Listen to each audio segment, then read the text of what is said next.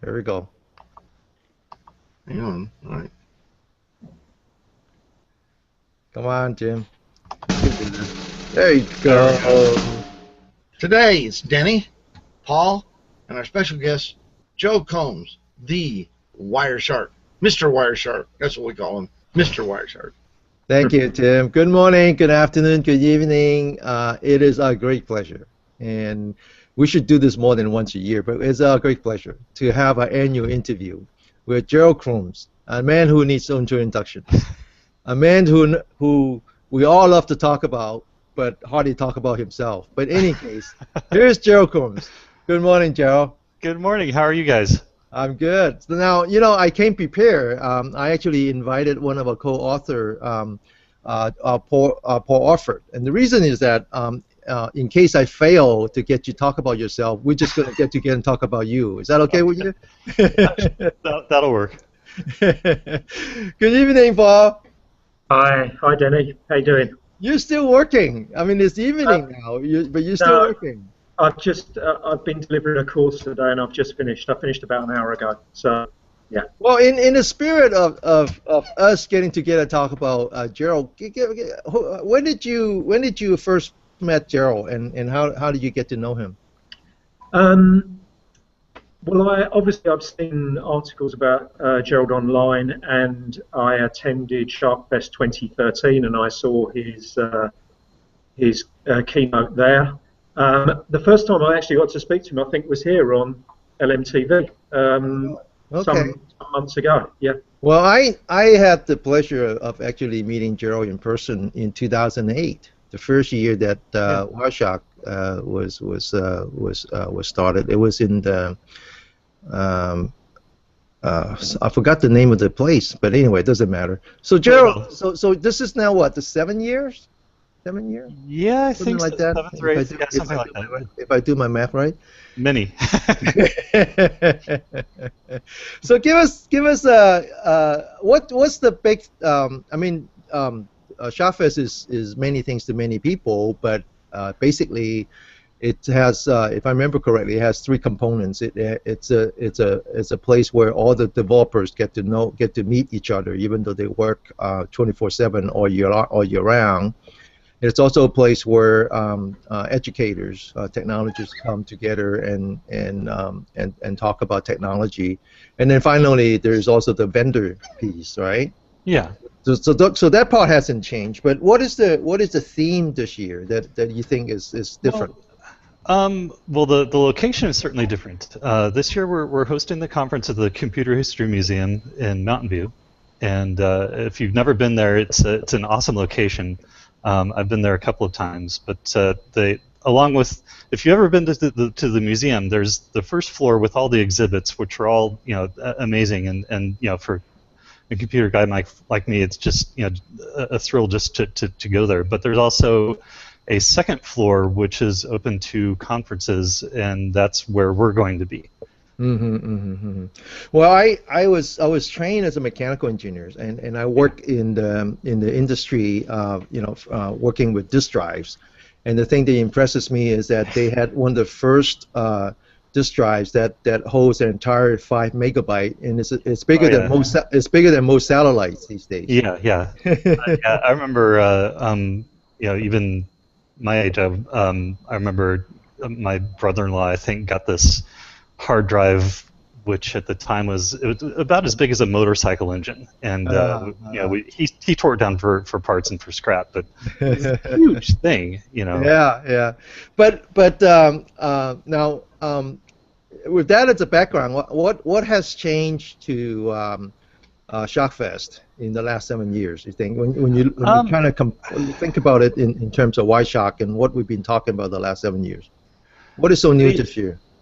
New this year is going to be something called the Reef, which is sort of an open walk-up lab where you can go in and kind of get hands-on help and hands-on training continuously throughout the conference.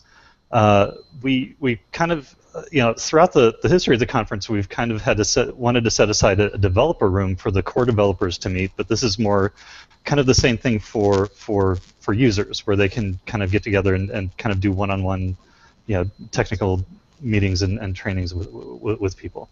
So it's sort of an evolution of the newbie day. Yeah, right? yeah. But more hands-on now. Yeah. Yeah, and the kind of the newbie day is now 3 days. It's Laura's boot camp, and that precedes the conference itself. So Oh, I see. if I you're was a newcomer, I was wondering about that. Yeah. Yeah, I was yeah, wondering- yeah. Mm-hmm. yeah, if you're a newcomer, you can get up to speed, the 3 days prior and get the most out of the conference that way. Mm-hmm, mm-hmm, mm-hmm, mm-hmm. You know, I think many of us really appreciate what you do. That goes without saying, even though we say it every time we see you. But one of the things that you have done is that you really created a cottage industry. There are lots of people out there who are not just using WireShark, but they're actually using WireShark as part of their the livelihood. And with that in mind, I think Paul kind of fits in that category, don't you, Paul? More or less. It's certainly true. I think as a company, we are using, in fact, most of my colleagues are using WireShark every single day of the week. I would very much doubt they go a week without using it. We do blend it together with other tools, but yeah, I mean, it's been a fantastic tool for us, and we've developed things that we've sort of surrounded WireShark with to help us do other things, some additional little facilities, but right at the core there is WireShark. And Denny, you mentioned the word livelihood, and I think that's kind of an important term, because if your livelihood depends on having a fast and secure network, Sharkfest is the place to be. I mean, you have people like Paul, you have people like Han Song, who's now a coworker of mine, and Betty Du Bois, and Sake Locke and Rolf Leutert, and all these experts who are going to be there and sharing the knowledge that they have freely. And if you are in charge of a network, or if you are responsible for a network, you really should be at Sharkfest. Yeah, I agree with that. So anybody that's involved in networks or security should be there, man. I tell you. Yeah. Yeah, because a lot of times you just see the network geeks there in the old days, but now I've been pushing security people to go, people that got to understand what to look for in their network, and they're beginning to learn things like baselining. What a new concept. Yeah, but I want to go back to the sort of the newbie day, or the newbie 3 days. Sure. But one of the things that we talk about a lot on LoveMyTool, Paul and Tim and I, is that it just seems like our job is never done. We just keep thinking that you just think that, well, by now people should know the basics. No.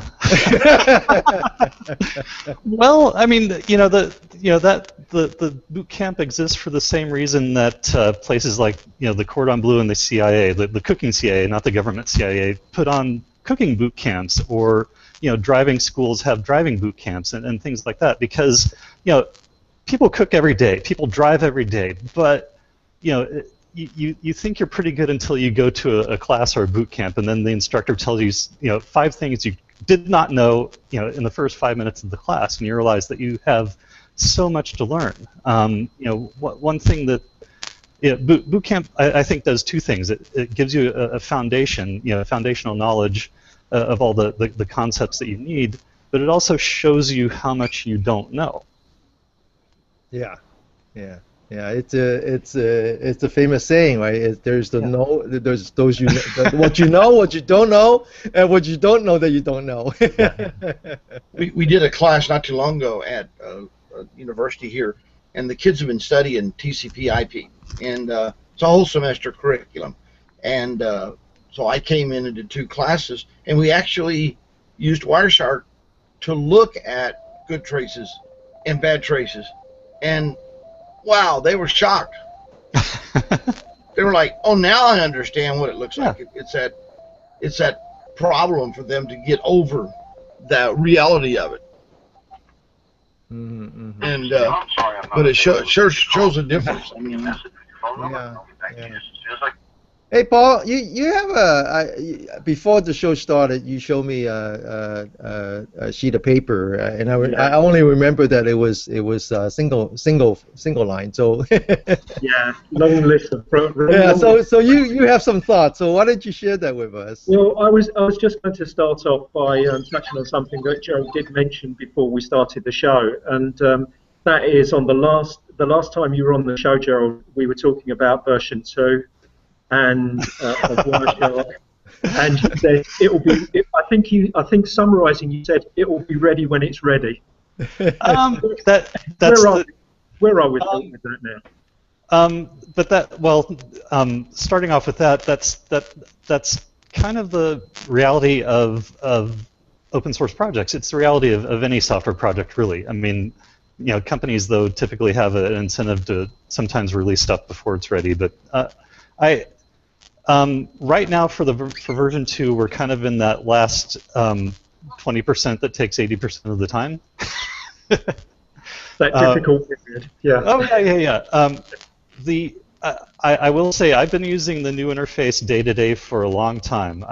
In fact, going back to the old interface is kind of a shock to me when I have to do that. But right now, the current development release has a few bugs which we've fixed since it was released, and I need to get 1.99.6 out, right?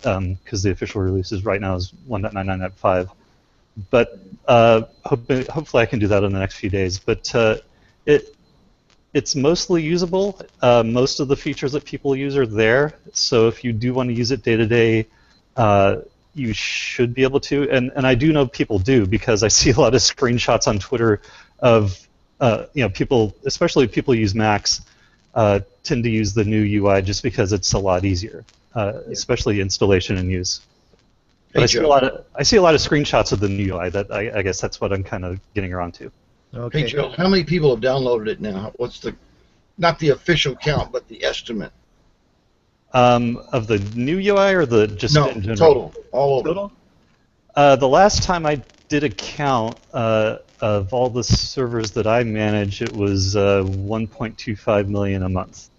I believe that's more than what the total number of votes that we got in the last general election. I think you and I, by the time we counted everything, it was close to 300 million, and to me that's pretty outstanding from the perspective. Did you say 300? Tim, did you say 300 million?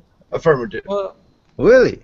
Wow. 3 times 10 to the 6th, and or 3 times 10. No, 3 times 10 to the 9th. I'll get it eventually, but.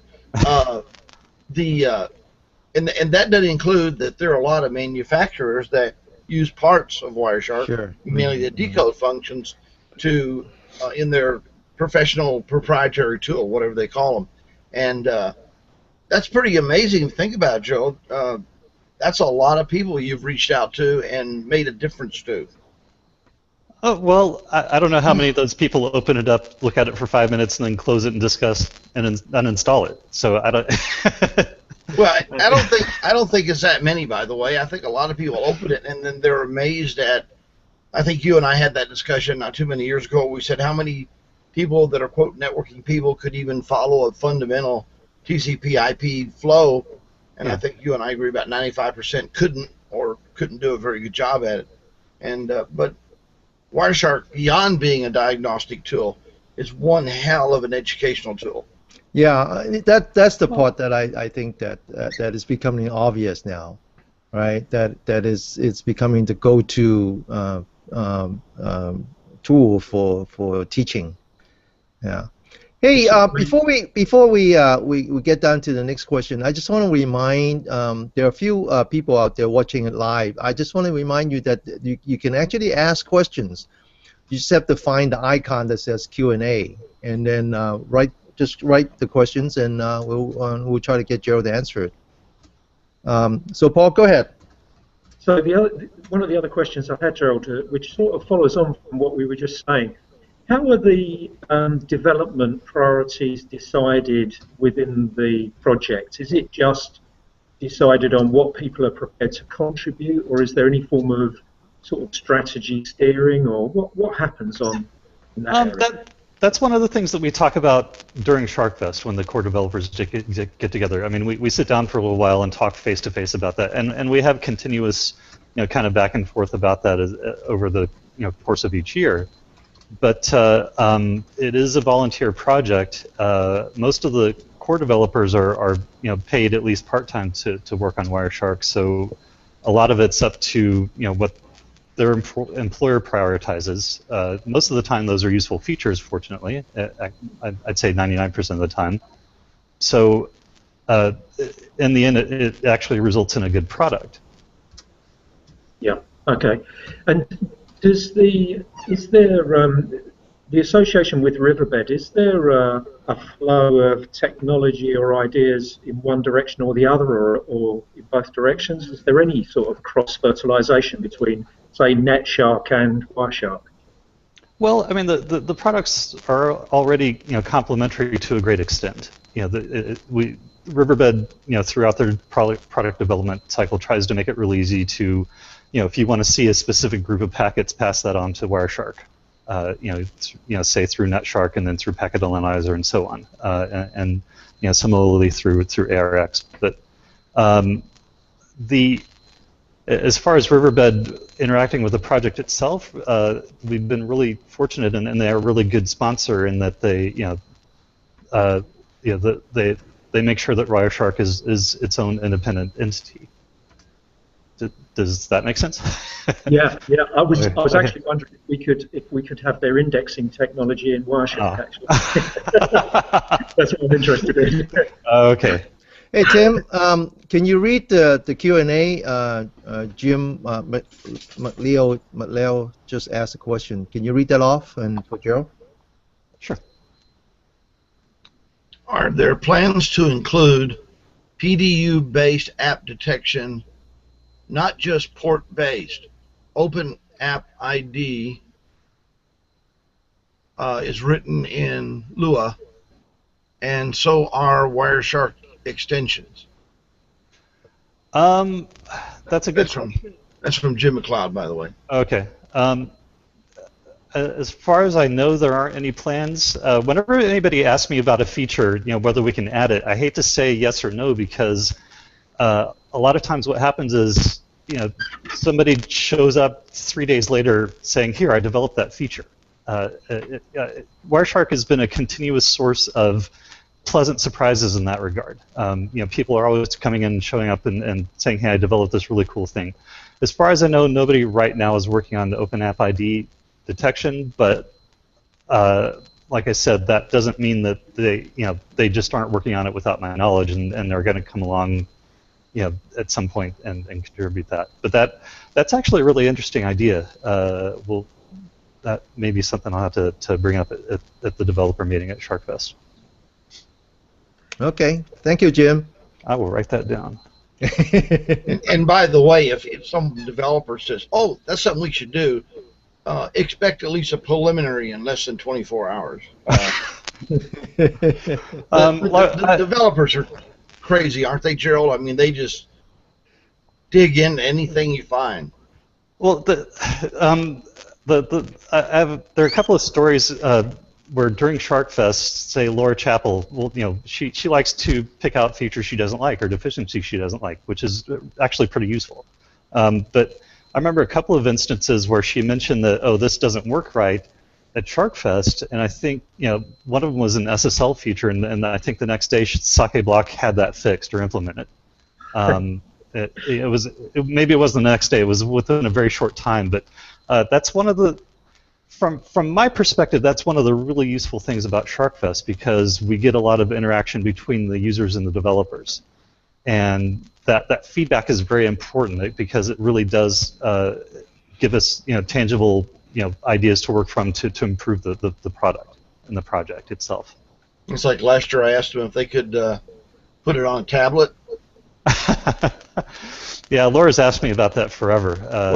It took him the next day. He said, "Hey, you want to look at it on Android?" Yeah. Yeah. That was who was it? I forgot his name now, but Well, you guys might think that that's terrific, but I used to run my own company, and that scares me. That's what scares me about engineers. I don't.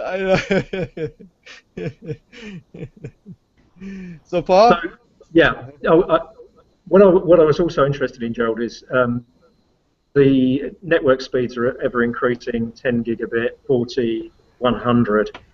Are we getting to the stage where the current design of WhenPcap and that whole mechanism for capturing, is it up to the job, do you think, and where do you think we go from here?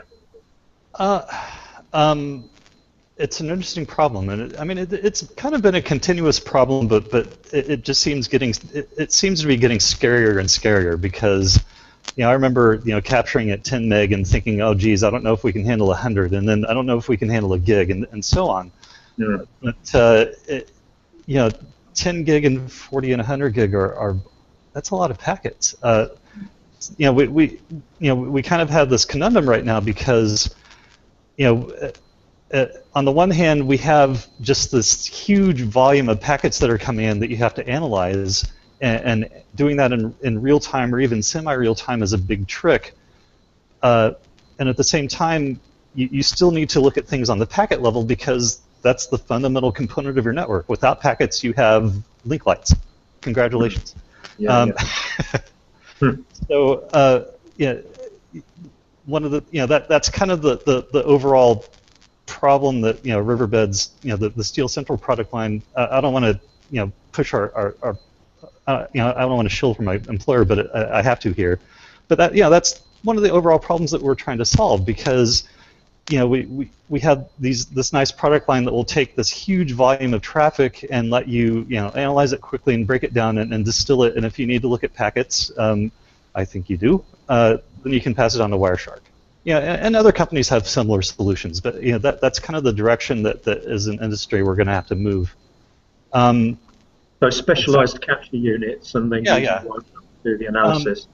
One of the speakers at Sharkfest, Luca Deary, he's the author of Interop, and this is something he's been focusing on for a long time. He developed something called PF Ring, which is a really high-speed capture component for the Linux kernel, and this is something he's been researching and focusing on for a long time. So I'd be interested to see his talk.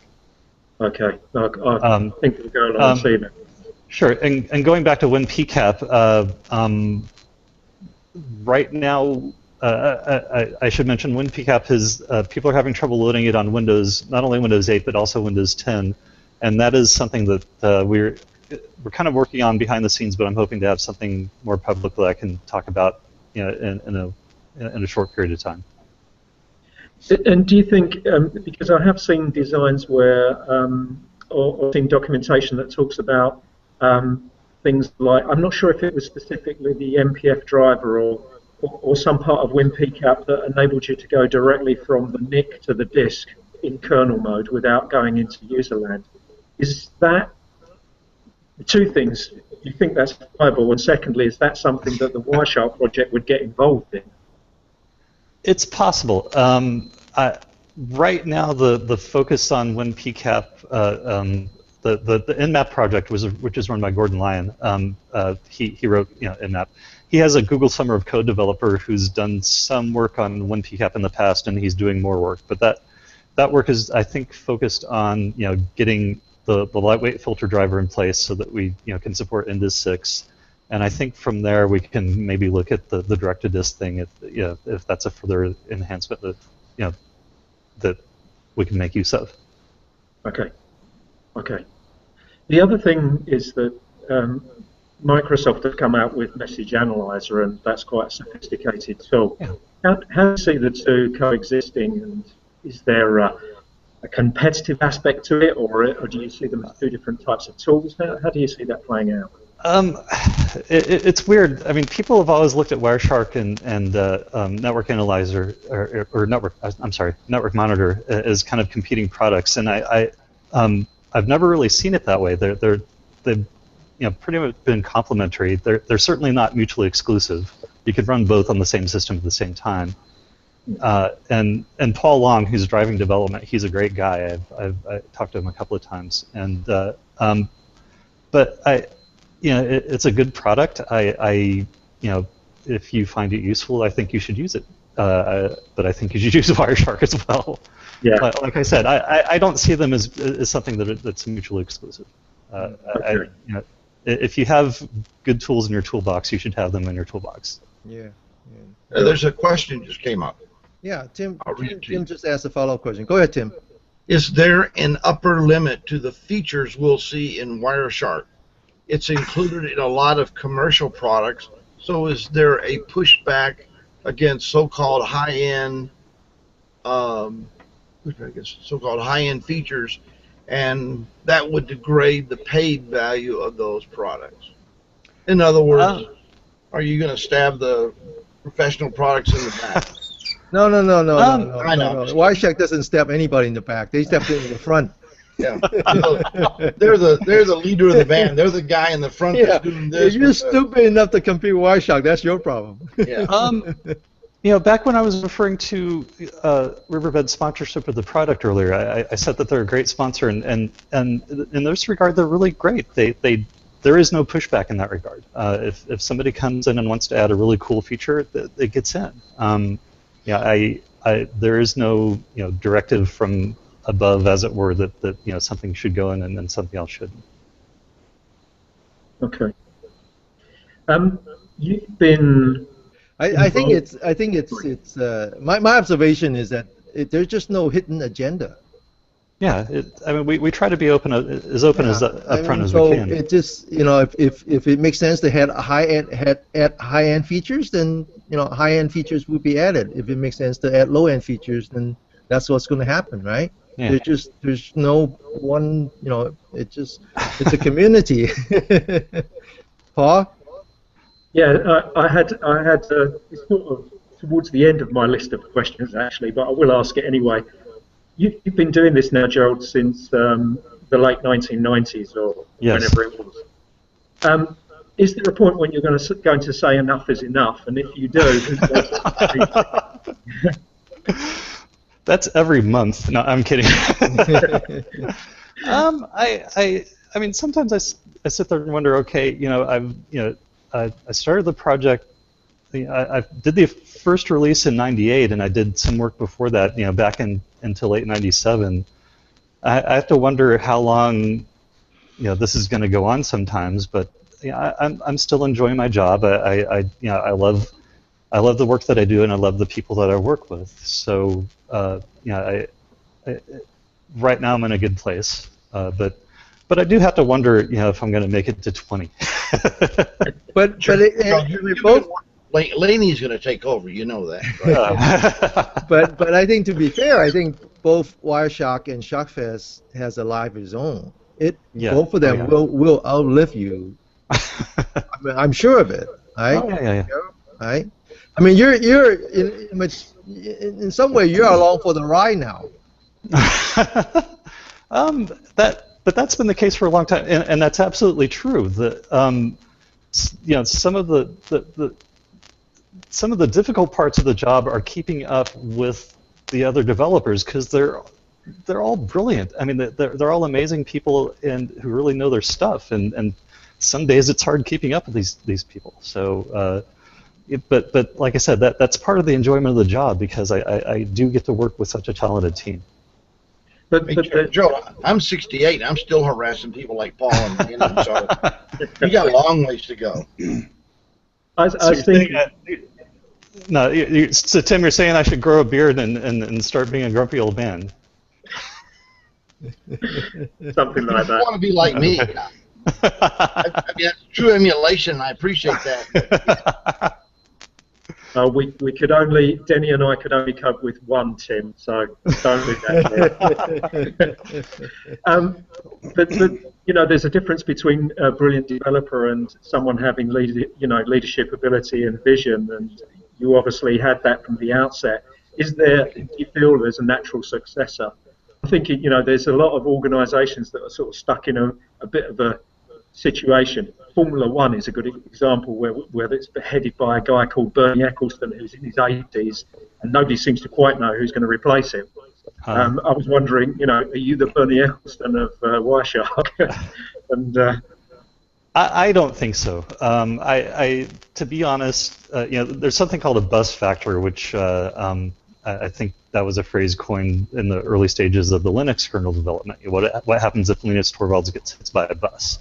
We do. As far as the bus factor goes in WireShark, I trust the other developers to do the right thing, because they're, the team that I work with are grown-ups. I mean, I don't want to, kind of sound snotty, but I do work with a great bunch of people, and I trust that if anything happens, that the project will continue in a good state.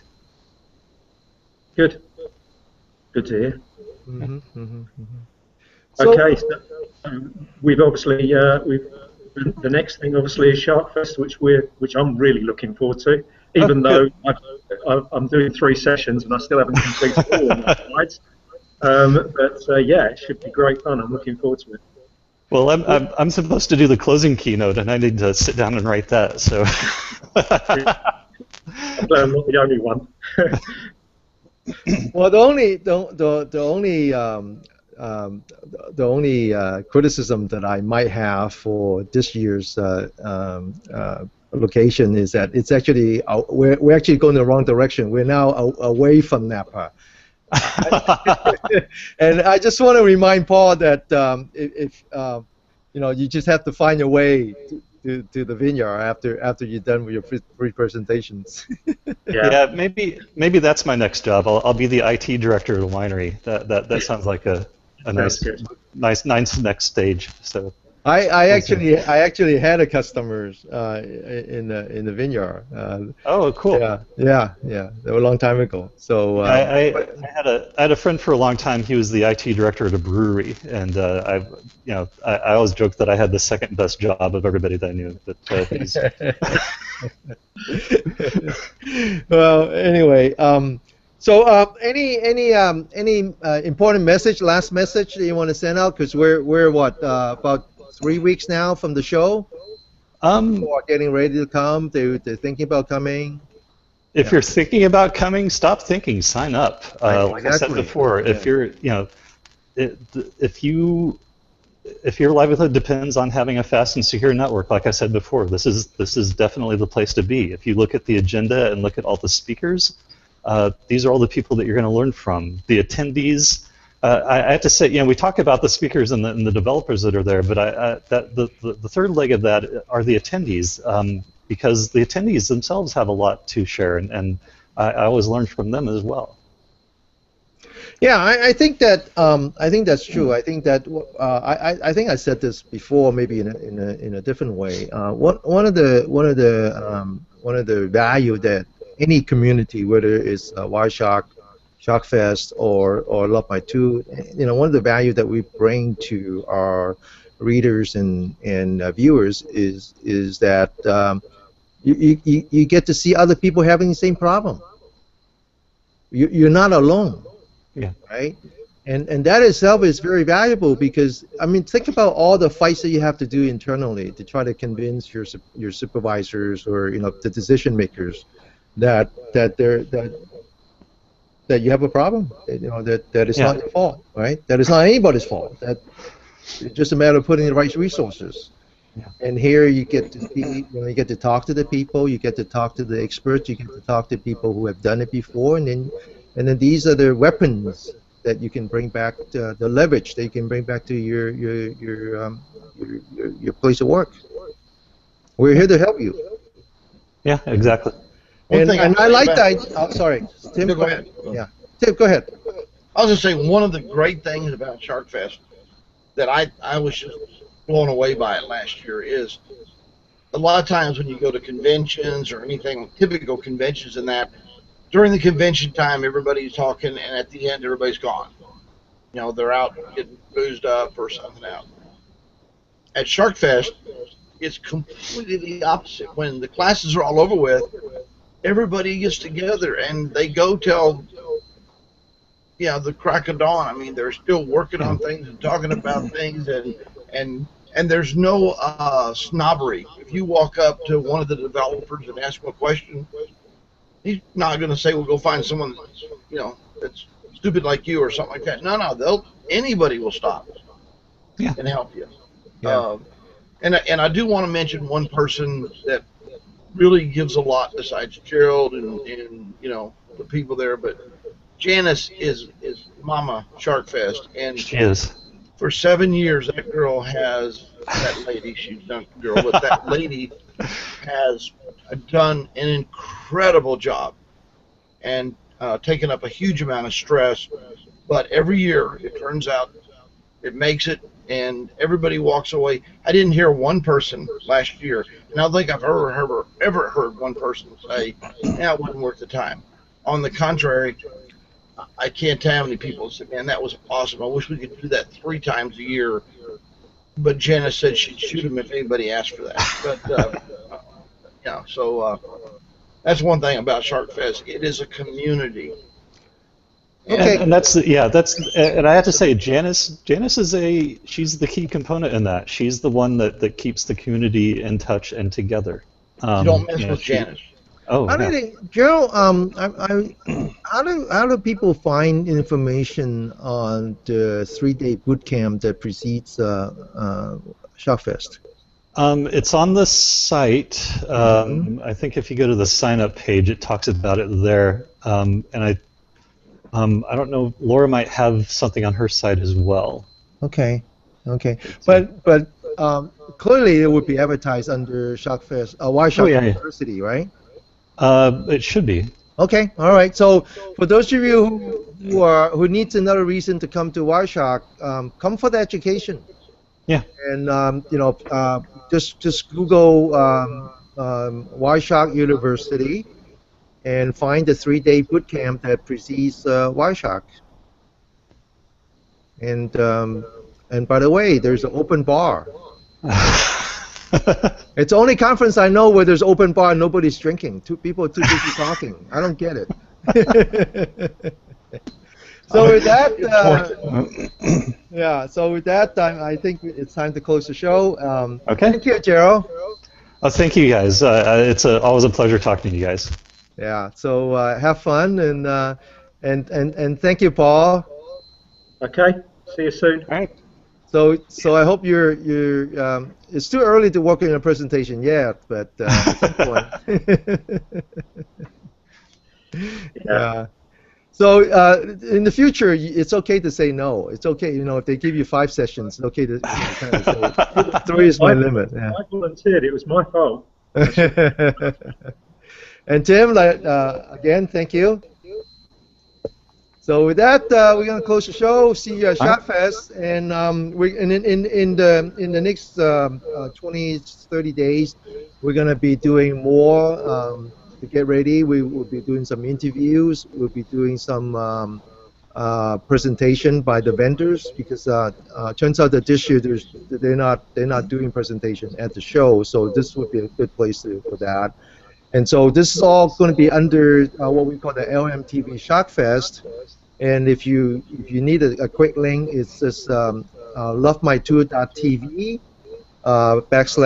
/Sharkfest. That would be where you would find everything. Again, thank you, Gerald. Thank you. Have a great time, Gerald. Hi. And you too, Paul. Thank you, everyone. Bye-bye. See you next week. See you guys there. Bye-bye.